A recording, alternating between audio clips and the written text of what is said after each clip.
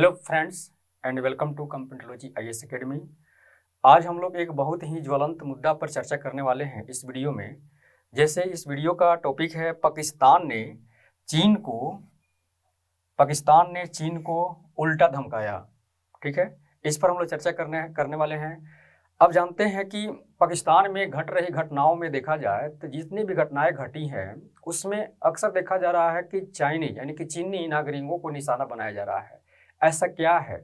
अगर चीनी नागरिकों को निशाना बनाया जा रहा है, ठीक है, तो उसमें आखिर ये कौन है जो चीनी नागरिकों को निशाना बना रहे हैं और फिर वो क्या चाहते हैं, उनकी मंशा क्या है? ठीक है, इसी टॉपिक पर हम लोग चर्चा करने वाले हैं। और इस तरह की घटनाओं को लेकर देखा जाए तो दोनों देशों के बीच यानी कि पाकिस्तान और चीन के बीच क्या काफ़ी दरारें आ गई है। ठीक है, तो इस दरार का क्या यहाँ खमियाजा भुगतना पड़ेगा, किसको भुगतना पड़ेगा, इस सारे चीज़ पर हम लोग को चर्चा करना है। और इसी पर आधारित हम लोग को टॉपिक है। टॉपिक जैसे जिस भी चीज़ पर चर्चा हम लोग करने वाले हैं उसमें है कि चर्चा में क्यों, यानी कि यह सबसे पहले जो पाकिस्तान और चाइना के बारे में जो चर्चा हम लोग करने जा रहे हैं, ठीक है, तो कहाँ से चर्चा की शुरुआत होती है इसके बारे में चर्चा करेंगे।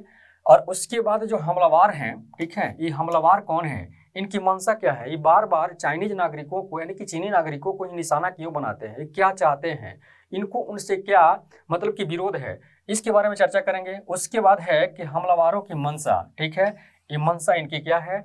इसके बाद चीन के खिलाफ क्यों है बलूच अलगाववादी। अभी हाल में जो घटना घटी है कराची में, ठीक है, तो उसमें देखा जा रहा है कि बलूच अलगाववादी जो हैं, ठीक है, उन्हीं का नाम लिया जा रहा है कि इन्होंने ही एक घटना का अंजाम दिया है।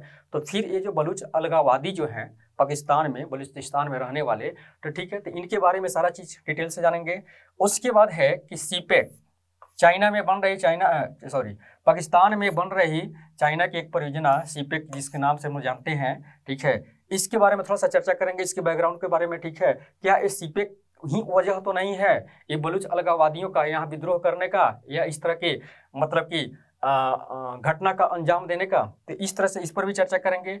फिर यहाँ पर है कि तेजी से विकास कर रही ग्वादर बंदरगाह के बारे में आप जानते हैं कि यहाँ पर चाइना ने क्या किया है, एक परियोजना के तहत इसको काफ़ी डेवलप किया है, लेकिन डेवलप होने के बावजूद भी यहाँ की जो मतलब कि स्थानीय निवासी हैं उनको इससे कोई फ़ायदा नहीं है, उनकी रोजगार छीनी जा रही है, वहाँ पर उनको भूखमरी से झेलना पड़ रहा है, यानी कि पानी की एक एक बूंद के लिए तरसना पड़ रहा है। ये सारी वहाँ पर व्यवस्था, ये सारा चीज़ कैसे है, क्यों ऐसी घटनाएं घट रही है, ठीक है, तो इस सारी चीज़ के बारे में थोड़ा सा बैकग्राउंड इसके जानेंगे। उसके बाद हम लोग आएंगे पाकिस्तान में कितनी बड़ी चुनौती पाकिस्तान के सामने, ठीक है, कितनी बड़ी चुनौती आज तो पाकिस्तान जो है, ठीक है, भूखमरी से जो वहाँ पर एक त्राही मची हुई है, ठीक है, इसके बारे में चर्चा करेंगे। कर्ज में किस तरह से डूबा हुआ है इसके बारे में चर्चा करेंगे। क्या इसका इफेक्ट पड़ सकता है हमारे भारत देश पर, ठीक है, पड़ोसी देशों पर क्या इफेक्ट पड़ सकता है, इस सारी चीज़ को हम लोग चर्चा करेंगे। तो इसमें सबसे पहले हम शुरुआत करते हैं। अगला नेक्स्ट टॉपिक है चर्चा में क्यों। इसमें है कि आप देख रहे हैं कि हाल ही में पाकिस्तान के कराची शहर में चीनी नागरिकों को निशाना बनाया गया है।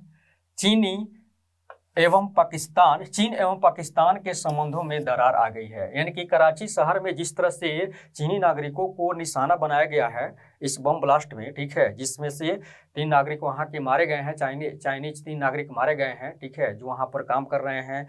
एजुकेशन सिस्टम से लेकर परियोजनाएं जो उसकी चल रही है उसमें जितने भी चाइनीज नागरिक हैं उनको जो निशाना बनाया जा रहा है, ठीक है।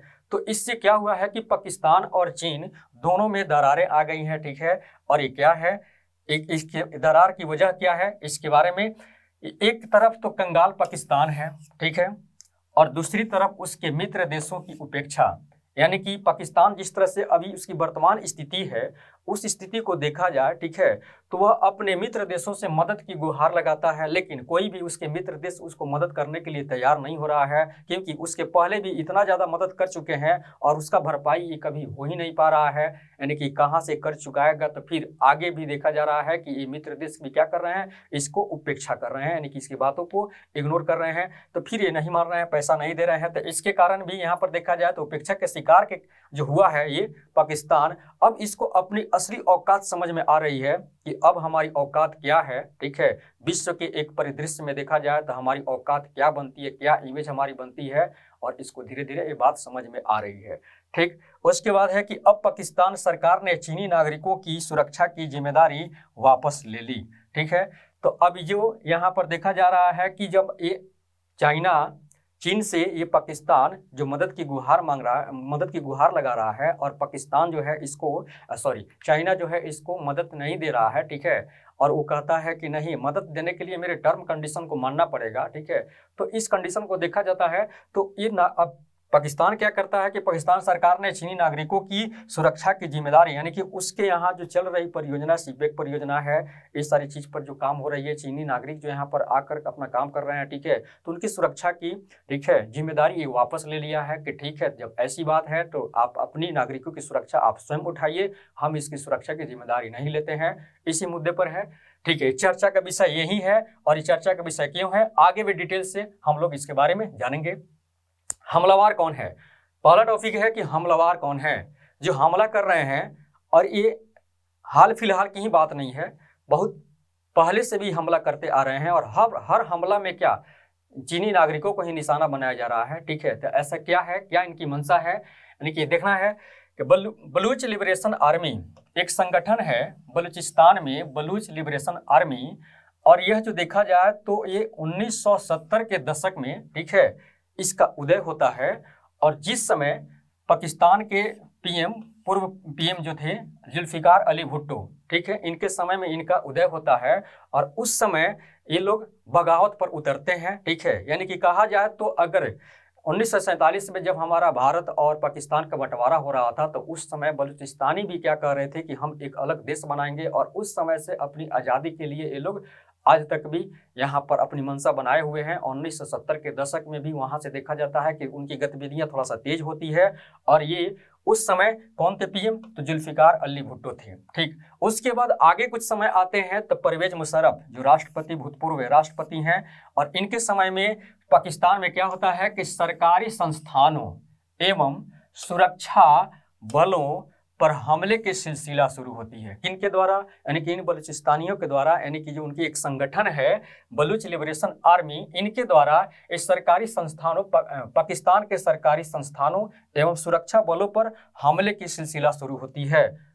और इसके बाद धीरे धीरे समय बीतते जाता है, और आने वाले आगे के समय में देखा जाए तो इन हमलों में न सिर्फ वृद्धि हुआ बल्कि इनका दायरा भी और दबदबा भी क्या बलूचिस्तान के विभिन्न इलाकों में फैल गया, ठीक है। और उसके बाद से ये लोग अपने आतंक का सहारा लेकर और इस तरह से अपनी स्थानीय जो मांग है, ठीक है, उसका पूरा करने के लिए ये लोग आतंक का सहारा लेकर आगे लोग विद्रोह करते रहते हैं, ठीक है। तो यही इसमें है हमलावर कौन है, हमलावरों की मंशा क्या है, ये क्या चाहते हैं, ठीक है, पाकिस्तान सरकार से क्या चाहते हैं, और चीनी नागरिकों से ये लोग क्या चाहते हैं, इनकी क्या मंशा है, इसके बारे में थोड़ा सा डिटेल से जानेंगे। और ये इसमें पहला है कि अब जानते हैं कि बलूचिस्तान में ये लोग रहते हैं, यानी कि जो बलूच आर्मी लिबरेशन जो है ये क्या है, बलूचिस्तान में रहने वाले एक संगठन है। और बलूचिस्तान जो है देखा जाता है कि यह बहुत पहले एक जमाने में एक समय ये क्या था कि एक दुनिया का एक स्वर्ग कहा जाता था इसको, ठीक है। आज जैसे जम्मू कश्मीर क्या है, दुनिया का यानी कि पृथ्वी का स्वर्ग कहा जाता है, तो उसके पहले इसको भी कहा जाता था कि ये भी क्या था, स्वर्ग था। लेकिन इस स्वर्ग होने के बावजूद भी आगे यहाँ पर इतने मतलब कि दोहन हुआ, यहाँ के मिनरल्स वगैरह की इतनी दोहन हुई, ठीक है, कि वहाँ से कंगाल होते गया ये एरिया। और उसके बाद आगे देखा जाए तो क्लाइमेट भी कुछ चेंज होती है, ठीक है। और उसके बाद यह क्षेत्र जो देखा जाए पाकिस्तान में सबसे बड़ा है, अगर एरिया के हिसाब से देखा जाए क्षेत्रफल में क्या है, सबसे बड़ा है, लेकिन आबादी में क्या है, सबसे छोटा है। यहाँ पर बहुत कम ही लोग रहते हैं, ठीक है। कारण है यह पहाड़ी और बंजर एरिया है, इसलिए यहाँ पर किसी तरह का जीविका का उपार्जन बहुत कम मिल पाता है। लेकिन संसाधन तो बहुत प्रचुर मात्रा में है, लेकिन यहाँ पर देखा जाए तो विकास उस तरह से नहीं हुआ है कि हर एक नागरिक को, यहाँ के हर एक नागरिक को भी हर तरह की सुविधा मुहैया कराया जाए, उस तरह से नहीं हुआ है, जिसके कारण यहाँ पर आबादी क्या है, कम है, ठीक। ये पृथ्वी का पहले स्वर्ग भी कहा जाता था, ठीक। प्राकृतिक संसाधनों का प्रचुर भंडार है, यहाँ देखा जाए तो प्राकृतिक संसाधनों का प्रचुर भंडार है। प्राकृतिक संसाधनों में दो चीज यहाँ पर बहुत महत्वपूर्ण मिलती है। क्या क्या है, सबसे बड़ी प्राकृतिक गैस का यहाँ पर प्रचुर भंडार है। और उसके बाद है कि सोने जैसी कीमती धातुओं की खान है। ठीक है, ये दो चीज, प्राकृतिक गैस और सोने जैसी कीमती धातुओं की खान, यहाँ पर सब कुछ मौजूद होने के बाद भी यहाँ पर देखा जाता है कि बलूच द्वारा अलग देश की मांग की जाती है। इनकी कहने का मतलब है कि इनका विकास जब नहीं हुआ, यानी कि इतने सारे प्राकृतिक संसाधन के होने के बावजूद भी, ठीक है, यहाँ पर पाकिस्तान सरकार जो क्या करती है, उपेक्षा करती है इनकी, वहाँ पर किसी तरह का विकास नहीं, उनको मुख्य धारा में जोड़ने का काम नहीं करती है। ठीक है, सरकारी मुख्य धाराओं में इसको जोड़ने का काम नहीं करती है। तो ये अपने आप को अलग थलग समझते हैं। ठीक है, और ये चाहते हैं कि हम अपनी बलूचिस्तान एरिया जो है इसको हम अलग अपना देश बनाएंगे, हमको पाकिस्तान सरकार से कोई मदद नहीं मिलती है, तो हम अपना अलग देश बनाएंगे और यहाँ का विकास हम खुद करेंगे, क्योंकि यहाँ पर जो रिसोर्स देखा जाता है एक काफी इसका भंडार भी है। ठीक है, आगे है कि बलूच द्वारा अलग देश की मांग होती है। ठीक है, 70 वर्षों से आजादी की लोग मांग करते हैं और इस तरह से आतंक का सहारा लेकर और सरकार पर दबाव देते हैं। ठीक है, तो ये सारी यहाँ पर घटनाएं हैं। उसके बाद है यहाँ सोने के अयस्कों, कौन चीज, सोने का अयस्कों का दोहन खूब बढ़ा है। ठीक, इन खनिज संसाधनों के दोहन से विरोध करते हैं। उनका कहना है कि यहाँ पर सोने का अयस्कों का जिस तरह से, मतलब कि एक अनुचित रूप से जिस तरह से इसका दोहन हो रहा है, ठीक है, और बाकी यहाँ के जो लोकल लोग हैं उनको तो फायदा तो हो नहीं रहा है, बाकी लोग इसका फायदा जो उठा रहे हैं। ठीक है, तो उसका क्या करते हैं कि यहाँ के जो खनिज हैं, ठीक है, इसके दोहन से ये लोग विरोध करते हैं कि यहाँ पर इसका दोहन ना हो। ठीक है, बलूचियों का विद्रोह पहले पाकिस्तान से था, देखा जाए तो बलूचियों का विद्रोह किससे था, पहले पाकिस्तान से था, लेकिन इसके बाद आगे चलकर क्या हुआ कि चीन भी बलूचियों के निशाने पर आ गया। क्यों? जब चीन पाकिस्तान के अनुमति से जब वहाँ के प्राकृतिक संसाधनों का अनुचित रूप से जब दोहन करने लगा, तो फिर बलूचियों को लगा कि ठीक है कि धीरे धीरे यहाँ के प्राकृतिक संसाधन पर बाहरी लोगों का काफ़ी कब्जा हो जाएगा और आगे चलकर हम लोग को इससे कुछ फायदा नहीं होने वाला। हम लोग की जो स्थिति अभी बनी हुई है इसका कोई भी विकास नाम का कोई चीज़ यहाँ पर है नहीं। तो इस तरह से देखा जाए तो ये लोग क्या कहते हैं कि इन्हीं लोगों को, यानी कि जब पाकिस्तान पहले इस पर निशाना था और उसके बाद क्या है कि चीनी लोगों को भी यहाँ निशाना बनाया जाने लगा, यही कारण है। ठीक, अगला है कि चीन के खिलाफ बलूच अलगाववादी क्यों? चीन के खिलाफ बलूच अलगाववादी क्यों? कहने का मतलब है कि ये लोग चीन के खिलाफ क्यों हैं? तो देखा जाए तो अगर इसके थोड़ा सा बैकग्राउंड पर ध्यान दिया जाए तो कहने का मतलब यहाँ पर आएगा कि चीन पाकिस्तान में 62 अरब डॉलर का निवेश किया है। और किस चीज पर किया है? तो आर्थिक यहाँ गलियारा बन रहा है जिसको हम लोग कहते हैं चाइना पाकिस्तान इकोनॉमिक कॉरिडोर। ठीक है, जिसको सीपेक के नाम से काफी पॉपुलर है। और इस तरह से देखा जाए तो यहाँ पर इसकी खर्चा कितनी आ रही है? 62 अरब डॉलर। ठीक, अब ये आर्थिक गलियारा जो है, ठीक है, चीन की एक महत्वाकांक्षी परियोजना है और चीन की महत्वाकांक्षी परियोजनाओं में उसका देखा जाए तो बेल्ट एंड रोड इनिशिएटिव, ठीक है, का एक अहम अंग है। चीन की एक बहुत ही महत्वाकांक्षी एक परियोजना है जिस परियोजना का नाम है बेल्ट एंड रोड इनिशिएटिव, और इसी का अहम एक अंग कौन सा है? यह सीपेक जो यहाँ पर परियोजनाएं चल रही है यही है। ठीक है, तो अब आप सवाल उठता है कि बेल्ट एंड रोड इनिशिएटिव क्या है? बेल्ट एंड रोड इनिशिएटिव जो है, ठीक है, इसके तहत चाइना चाहता है कि एक क्षेत्रीय एकीकरण के तहत वहाँ की जो व्यापार वाणिज्य है, ठीक है, उसमें वृद्धि किया जाए और उसके बाद वहाँ के आर्थिक विकास कराया जाए।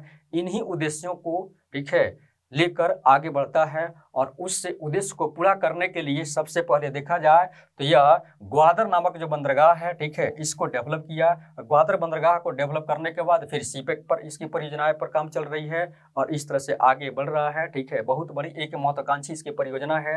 देखा जाए तो इस बेल्ट एंड रोड इनिशिएटिव के बारे में तो एक कहा जाए तो एक तरह का एक मतलब कि एक ऐसा एक प्लान है इसका कि विश्व में, यानी कि सारे जो भी भूभाग है, समुद्री मार्ग है, ठीक है, इसको एक नेटवर्क की तैयार कर रहा है। कहने का मतलब है कि यह एशिया को यूरोप और अफ्रीका के भूमि और समुद्री नेटवर्क तैयार करने में लगा हुआ है ताकि इसका आगे फ्यूचर में किसी तरह का रिसोर्स की अगर जरूरत पड़ती है, ठीक है, तो यहाँ से इसका भरपाया किया जा सके।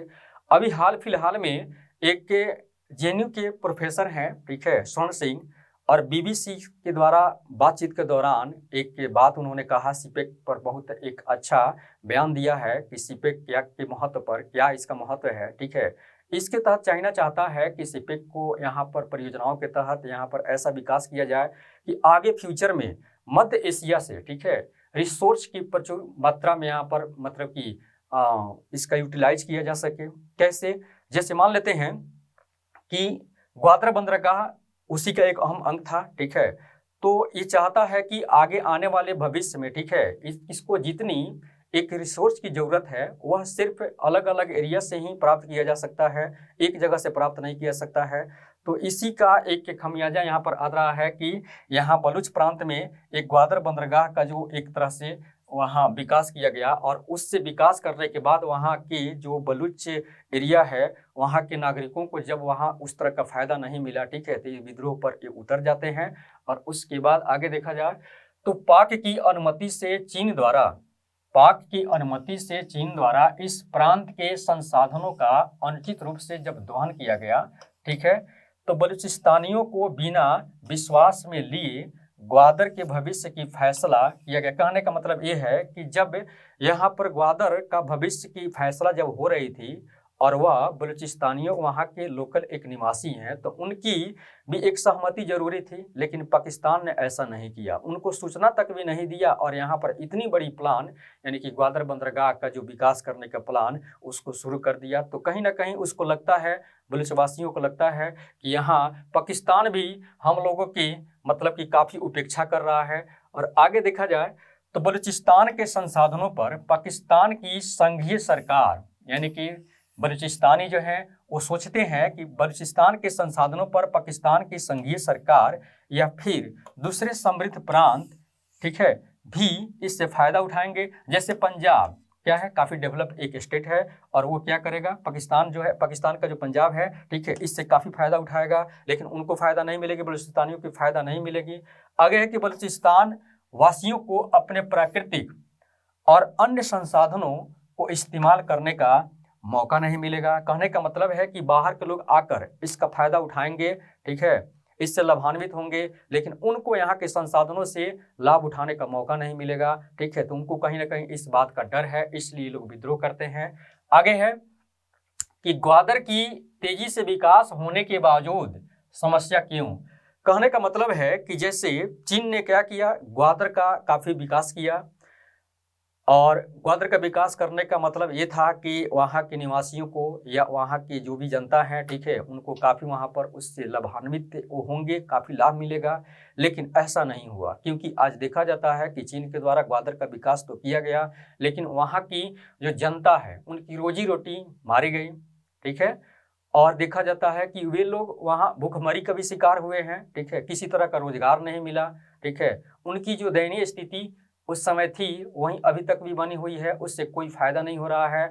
और बाहर के लोग जो आकर वहाँ पर व्यापार कर रहे हैं या जो रोजी रोटी वहाँ पर अपना अपनाए हुए हैं, उनको ज़्यादा यहाँ पर फायदा हो रहा है। तो इस तरह से देखा जाए तो तमाम विकासशील परियोजनाओं के बावजूद पीने की पानी की बूंद बूंद के लिए ये लोग तरसते हैं, बलूचिस्तानी इसके लिए तरसते हैं, ठीक है। इतना विकास होने के बाद भी ये इनकी दशा है कि पानी के लिए इनको तरसना पड़ता है। जब पानी के लिए तरसना पड़ता होगा तो भोजन के लिए कितना तरसना पड़ता होगा, आप इसको दे सकते हैं। क्या उनकी दयनीय स्थिति हो सकती है, ठीक है। उनका कहना है कि जिस तरह से चाइना ने ग्वादर बंदरगाह का विकास किया, ठीक है, और यहाँ के निवासियों के विकास के नाम पर, तो उस तरह से तो विकास तो हुआ नहीं। तो शायद हो सकता है कि सीपेक की जो परियोजनाएं चल रही है वो भी इसी तरह का हाल होगा, ठीक है। वहाँ के नागरिकों को या हमारे पाकिस्तान के नागरिकों को किसी तरह का वहाँ पर फायदा नहीं होने वाला है। तो फिर ये लोग यही चाहते हैं कि यहाँ पर इस परियोजना को रोक दिया जाए, जिनके कारण ये लोग बार बार आतंक का सहारा लेकर और इस परियोजना को आगे बढ़ने नहीं देते हैं, और इसमें काफ़ी देरी हो रही है, ठीक है। तो ये सारी यहाँ पर कहानी आती है। फिर है कि रोजगार के अवसर में स्थानीय लोगों को नौकरियों और अन्य आर्थिक अवसरों में, ठीक है, इनको वंचित किया गया, ठीक है। यहाँ ग्वादर के बंदरगाह का विकास करते समय, ठीक है, यहाँ पर देखा जाए तो रोजगार के अवसर में स्थानीय लोगों को नौकरियों एवं अन्य आर्थिक अवसरों में इनको क्या किया, वंचित किया गया है, ठीक है, जिसका खामियाजा वो लोग भुगते हैं। और हाल ही में सीपेक के खिलाफ सैकड़ों महिलाएं द्वारा विरोध प्रदर्शन किया गया है। कहने का मतलब है कि बलूचिस्तान में एक बहुत बड़ा विद्रोह बड़े लेवल पर हुआ, ठीक है। वहाँ की महिलाओं ने विद्रोह किया। उनका कहना है कि सीपेक परियोजना को हम बनने नहीं देंगे, क्योंकि जिस तरह से चाइना ने ग्वादर बंदरगाह का विकास करके वहाँ पर और विकास करने के बाद हम लोगों को किसी तरह का लाभ नहीं पहुंचता है, ठीक है। तो सीपेक का भी वही हाल होगा। और उसके बाद देखा जाए तो इस ग्वादर शहर के इतिहास में महिलाओं की सबसे बड़ी रैली कहा जाती है, ठीक है। तो इस तरह का विकास जो यहाँ पर एक जो विद्रोह का एक सिलसिला शुरू हुआ, उसमें देखा जाता है कि महिलाओं की सबसे बड़ी मतलब कि रैली कही गई है। तो यहाँ पर है कि उनके पतियों का रोजगार खत्म हो गया। कहने का मतलब है कि ग्वादर बंदरगाह में जिस तरह का एक एक्टिविटी वहाँ चल रही है, ठीक है, यानी कि बड़े पैमाने पर वहाँ ट्रॉलियों के द्वारा वहाँ पर यानी कि ग्वादर बंदरगाह में ट्रॉलियों के द्वारा और टोकन सिस्टम जो लागू किया गया है वहाँ पर। और ये ट्रॉली क्या है, ट्रॉलरी क्या है, यानी कि इससे मछली पकड़ने का वहाँ काम होता है। यानी कि वहाँ की जनता जो है ग्वादर बंदरगाह की, देखा जाए तो वहाँ की जो लोकल जनता है, उन लोगों वहाँ पर जीविका का साधन के रूप में दो तरह से वहाँ पर इनको लाभ मिलता है। क्या, तो एक मछली पकड़ना, और आज क्या हो रहा है, मछली पकड़ने का काम किससे हो रहा है, ट्रॉलरों के द्वारा हो रहा है, जो बड़े बड़े मशीन के द्वारा मछली पकड़ा जा रहा है। तो इससे क्या वहाँ की जनता को यानी कि रोजी रोटी मारा गया। और इससे उसके बाद क्या हुआ कि जो भी यहाँ पर व्यापार ये लोग करते थे, तो अपने पड़ोसी यानी कि उसके पड़ोसी देश के बगल पड़ोसी देश के साथ करते थे। तो जैसे मान लेते हैं कि ईरान है, पाकिस्तान के बगल में कौन है, ईरान है, ईरान से इन लोगों का अपना व्यापार होता था, ठीक है। लेकिन अब वहाँ क्या हो गया है, टोकन सिस्टम लागू हो गया है। टोकन सिस्टम लागू होने के बाद इनकी व्यापारिक गतिविधियों में काफ़ी परेशानी हो रही है, जिसकी वजह से यह टोकन सिस्टम और ट्रॉलरों के आ जाने से कहाँ पर आया, ये दोनों यानी कि ग्वादर बंदरगाह वहाँ पर आया, जिसको वजह से वो बेरोजगार हो गए हैं, तबाह हो गए हैं, ठीक है। और इस तरह से देखा जाए तो काफ़ी उनकी परेशानियां बढ़ गई हैं। और यही कारण है इन महिलाओं के द्वारा जिस तरह से आंदोलन किया गया और वहाँ के लोगों के द्वारा जिस तरह से विद्रोह किया जा रहा है, जिससे सीपेक को बनाने के लिए मतलब कि योजना को आगे बढ़ाने के लिए ये लोग जिस तरह से विद्रोह कर रहे हैं, तो यही सारी कहानी इसमें सिमट कर आती है। आगे है कि पाकिस्तान सरकार के सामने कितनी बड़ी चुनौती, पाकिस्तान आज वर्तमान में जिस हालात से गुजर रहा है, तो उसमें देखा जाए तो काफ़ी उसके पास चुनौतियां हैं, ठीक। पहला अगर देखा जाए तो पाकिस्तान में सबसे बड़ी समस्या क्या है, आर्थिक संकट, इस आर्थिक संकट से गुजर रहा है। दूसरा है भूखमरी की एक अलग समस्या है, भूखमरी भी है। कोई भी देश सहायता नहीं कर रहा है, कोई भी देश पाकिस्तान को सहायता नहीं कर रहा है। अब सऊदी अरब से चीन तक कहीं भी मदद की आस नहीं है उसको, ठीक है। सब जगह कटोरा लेकर घूम चुका, लेकिन कोई मदद करने के लिए तैयार नहीं हो रहा है, क्योंकि हर एक देश जब मदद करता है, ठीक है, तो कितना मदद करेगा, बार बार तो एक बार दो बार चार बार कर दिया, लेकिन बार बार बिना जो मदद किया, जो कर्ज दिया, जो पैसा दिया, उसको सधाए हुए फिर अगर पहुंचते हैं तो उसको भी सोचना पड़ जाता है, ठीक है। तो इसको सऊदी अरब से लेकर चाइना तक कहीं भी मदद की आस नहीं है, ठीक है। कर्ज में डूबा हुआ है, पहले से भी डूबा हुआ है। IMF भी कितनी बार कर्ज इसको दे चुका है, लेकिन फिर भी इसका स्थिति नहीं सुधरा है, ठीक है। तो यही सारी कहानी है इसकी, कितनी चुनौतियां हैं। इतनी सारी चुनौतियों के बाद भी देखा जाए तो बलूची अलगाववादियों की एक अलग इसके ऊपर कहर है, ठीक है। और इस तरह से आगे भी कुछ चुनौतियां हैं, जैसे चीनी नागरिकों की सुरक्षा की अलग एक जिम्मेदारी है। और जिस तरह से बलूच अलगाववादी जो हैं और चीनी नागरिकों को, ठीक है, निशाने जिस तरह से बना रहे हैं, इससे चाइना भी क्या कहता है कि उस पर प्रेशर दे रहा है पाकिस्तान पर कि उनकी सुरक्षा की व्यवस्था की जाए, ठीक है। तो सुरक्षा करे तो कहाँ से करे, ठीक है। अभी कहता है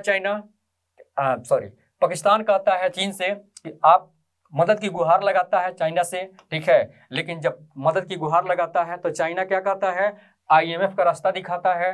अब IMF वो जा नहीं सकता है, ठीक है। अब ये कहता है कि अब मेरा जो परम मित्र जो चाइना है, ठीक है, अब यह जो एक के मित्र था, मेरा दोस्त था, अब ये दोस्त नहीं रहा, ठीक है। अब कि इसको मदद नहीं कर रहा है, तो फिर वो मदद भी कैसे करें, तो IMF का रास्ता दिखाता है। और आपको पता होगा कि पाकिस्तान जो है IMF के पास 22 बार जा चुका है, ठीक है, कर्ज ले चुका है। अब अगर जाता है तो 23वां होगा। तो IMF के पास जाने के पहले उसको बहुत सारे टर्म कंडीशन का पालन करना होगा। IMF जिस तरह से उसका टर्म कंडीशन उस पर लागू करेगा, ठीक है, उस पर एक खर्रे तो उतरेगा नहीं, क्योंकि आज जो परिस्थिति है वहाँ की, उसके हिसाब से देखा जाए तो उसको खर्रे उतरने में बहुत सारी परेशानियां हैं, ठीक है। IMF जिस तरह का वहाँ टर्म कंडीशन देगा उस पर खर्रे उतरने में इसको बहुत परेशानियां हैं, ठीक है, क्योंकि पाकिस्तान की स्थिति ही अलग है, ठीक है, उसको बहुत सारे वहाँ पर चेंज कर नहीं सकता है। तो पाक सरकार ने चीन को दिखाया आग, ठीक है। कहने का मतलब है कि जब इसने मदद की गुहार लगाई चाइना से और उसने जब IMF का रास्ता दिखाया तो फिर इसने भी कहा कि हम भी आंख दिखाते हैं उसको, ठीक है। और इसमें बोल दिया गया, आंख दिखाते समय बोला कि अब हम चीनी नागरिकों की सहायता, चीनी नागरिकों की सुरक्षा हम नहीं कर सकते, ठीक है। न मेरे पास उस तरह का संसाधन है और न मेरे पास पैसा है, तो सुरक्षा हम करें तो कैसे करें, आप अपनी नागरिकों की सुरक्षा स्वयं करिए, ठीक है। यानी कि सीपेक परियोजना में जो काम चल रहा है, ठीक है, वहाँ पर जो चीनी नागरिक जो काम कर रहे हैं, उसके अलावा जो यहाँ पर टूरिस्ट बनकर जो यहाँ पर घूम रहे हैं, या उसके एजुकेशन, पाकिस्तान में जो एजुकेशन सिस्टम है उसमें जो काम कर रहे हैं, ठीक है, उन नागरिकों के बारे में सुरक्षा का अगर देखा जाए, जिस तरह से बलूचिस्तानियों का एक कहर बरस रहा है, यानी कि वो लोग जो बलूचिस्तानी अलगाववादी हैं, ठीक है, तो जिस तरह से वहाँ पर विद्रोह करके हमेशा चीनी नागरिकों को ही निशाना बना रहे हैं, ठीक है, तो उस तरह से यहाँ पर ये वापस ले लिया उन्हीं की सुरक्षा की जिम्मेदारी को। तो फिर देखा जाए तो सुरक्षा की जिम्मेदारी अलग ले लेता है, तो फिर यहाँ पर कह रहा है कि उनकी सुरक्षा की जिम्मेदारी जब हम नहीं लेंगे, हम तो लेंगे नहीं, तो फिर यहाँ पर सुरक्षा की जिम्मेदारी कौन लेगा। तो उसका कहना है पाकिस्तान का कि वो अपनी सुरक्षा की जिम्मेदारी स्वयं लें। अगर उनको सुरक्षा लेना है इन आतंकवादियों से या इन विद्रोहियों से, तो फिर पाकिस्तान में बहुत सारी ऐसी निजी सुरक्षा एजेंसी हैं, उनकी सहारा लें और उसका भरपाया वो खुद करें। ताकि ये ऐसा इसलिए भी कह रहा है कि देखा जाए तो पाकिस्तान क्या कंगाल हो चुका है। अगर निजी सुरक्षा एजेंसी की चाइना सहारा लेता है, ठीक है, अपनी नागरिकों की सुरक्षा के लिए, तो उसको पे करना पड़ेगा और उससे भी तो कम से कम कुछ पैसा आए और ये कंगाली का कुछ जो समस्या, उसका समस्या है, ठीक है, तो उसका भी कुछ मतलब कि एक समाधान एक खोजा जाए, ठीक है। तो इस तरह से देखा जाए तो पाकिस्तान भी यही कह रहा है कि ठीक है कि आप अपने नागरिकों को सुरक्षा के लिए, ठीक है, जो पैसा आप देंगे चीनी क्या कहते हैं सुरक्षा एजेंसियों को, तो ठीक है, तो उससे क्या होगा इसको कि एक तरह से एक आर्थिक मदद मिलेगी और वहाँ पर कुछ स्थिति सुधरने की चांस भी बनती है। यानी कि हर एक कोशिश कर रहा है, जहाँ से भी पैसा की उम्मीद होती है, आस जगती है, वहाँ पर अपना भी अपना रणनीति लगा रहा है। और इस तरह से देखा जाए तो फिर इसका मतलब कि सोचने का ये भी है कि अगर ये भी दबाव देता है, पाकिस्तान दबाव देता है चाइना को, तो फिर वो करने के लिए मजबूर होगा, क्योंकि पाकिस्तान में जितनी बड़ी परियोजनाएं चल रही है चाइना सरकार की, तो उसको तो छोड़कर वो जा नहीं सकता है, नहीं बन का गिद्दड़ जाएगा किधर, तो वही हाल है। तो इसलिए भी दबाव दे रहा है कि अपनी सुरक्षा एजेंसी, यहाँ की सुरक्षा एजेंसी का व्यवस्था करें वो लोग, ठीक है, उसका पे करें। और इस तरह से देखा जाए तो काफ़ी मतलब कि दोनों में दरार आ चुकी है, ठीक है। अब ये जो दरार आई है तो इसमें ये है कि देखा जाए कि इस दरार की वजह से भारत पर क्या प्रभाव पड़ सकता है, ठीक है। क्या भारत पाकिस्तान की ऐसी बदहाल स्थिति में मदद करेगा, ये भी सोचा जा सकता है, क्योंकि भारत की जो टेंडेंसी रही है और जो इसकी सोच रही है हर एक पड़ोसी देश को मदद करना या विश्व में हर जगह अपनी एक छाप पे बहुत एक सकारात्मक रूप में छोड़ना, ठीक है, तो क्या भारत पर प्रभाव पड़ता है, भारत आगे क्या करता है, ठीक है, ये बहुत बड़ी एक मुद्दा हो सकता है, ठीक है। तो आज की वीडियो में इतना ही, ठीक है। ऐसे ही और भी वीडियो देखने के लिए, ठीक है, हमारे चैनल को सब्सक्राइब करिए, ठीक है, जितना ज़्यादा हो सके आप शेयर करिए इसको और बेल आइकन को भी दबाइए। Thank you.